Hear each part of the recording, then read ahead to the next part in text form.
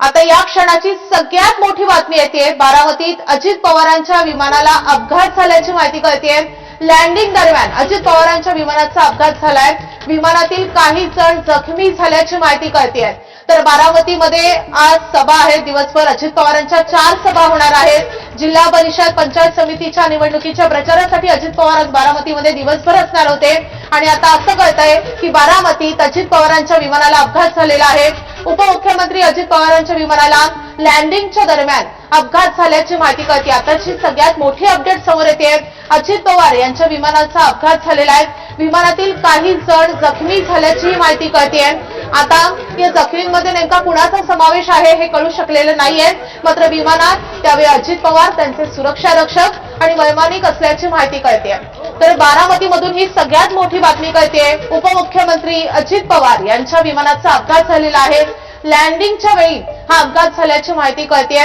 आज दिवसभर अजित पवारांच्या बारामतीत 4 सभा होणार होत्या आणि त्यामुळे आज दिवसभर अजित पवार बारामतीतच राहतील असं सांगितलं जात होतं आणि त्या पार्श्वभूमीवर आता ही मोठी बातमी येते। अजित पवार यांच्या विमानाचा अपघात झाल्याचं कळतंय। त्यावेळी विमानामध्ये अजित पवार, त्यांचे सुरक्षा रक्षक आणि वैमानिक उपस्थित असल्याचं कळतंय। आपले प्रतिनिधी जयदीप भगत आपल्या सोबत आहेत। जयदीप, काय प्राथमिक माहिती मिळतेय? हा अपघात नेमका कसा झाला आणि अजित पवार कसे?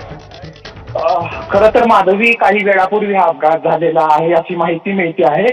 ज्यावेळेस धावपट्टीवरती बारामतीमध्ये विमान उतरत होतं त्यावेळेस त्यांच्या विमानाला जो आहे तो अपघात झालेला आहे। त्यामध्ये उपमुख्यमंत्री अजित पवार, त्यांचे सुरक्षा रक्षक आणि वैमानिक होते। या ठिकाणी जे आहे ते आता मोठ्या अग्निशामकच्या गाड्या या ठिकाणी दाखल झालेल्या आहेत। खरं तर उपमुख्यमंत्री अजित पवार यांचे जे आहे ते आज बारामतीमध्ये 4 ठिकाणी सभा होत्या आणि नियोजित होत्या आणि त्यासाठी उपमुख्यमंत्री अजित पवार जे आहेत ते मुंबईवरून बारामतीला येत होते आणि येताना जो आहे तो विमान लँड होताना जो आहे तो अपघात झालेला आहे। आणि त्याच्यामध्ये अजित पवार यांचा बारामतीमधल्या मीरा वागत असेल, इपणदरे असेल, करंजे पूल आणि सुपा या ठिकाणी ज्या आहे त्या सभा होत्या। त्यासाठी उपमुख्यमंत्री अजित पवार या ठिकाणी येत होते आणि गाडी या ठिकाणी जो आहे तो त्यांचा लँडिंग होताना अपघात झाल्याची आहे ती प्राथमिक माहिती आहे। त्या ठिकाणी जे आहे ते मोठ्या प्रमाणात आता अग्निशमन दलाच्या गाड्या असतील या ठिकाणी पोहोचत आहेत।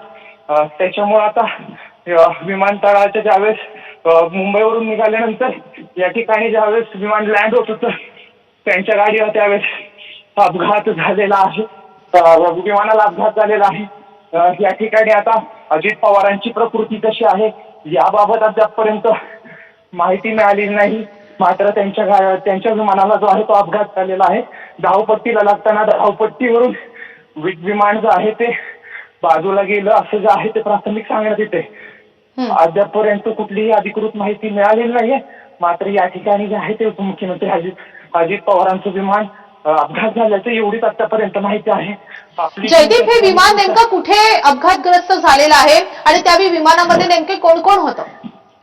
खरं तर हे विमान जे आहे ते धावपट्टीला लागताना ज्यावेळेस गोजूबाबी, बारामती तालुक्यातलं गोजूबाबी त्या ठिकाणी विमानतळ आहे त्या ठिकाणी विमान उतरत असताना हा अपघात झालेला आहे। त्या अपघातामध्ये उपमुख्यमंत्री अजित पवार, त्यांचे सुरक्षा रक्षक आणि वैमानिक होते। आता नेमकं कोणाची प्रकृती कशी अद्यापर्यंत पण अजित पवारांच्या या ठिकाणी जे आहे ते आपण पावसाच्या काही वेळामध्ये त्या ठिकाणी पोहोचतो आहे। ज्यावेळेस धावपट्टीला विमान लागत होतं त्यावेळेस जो आहे तो अपघात झाल्याची प्राथमिक माहिती आहे।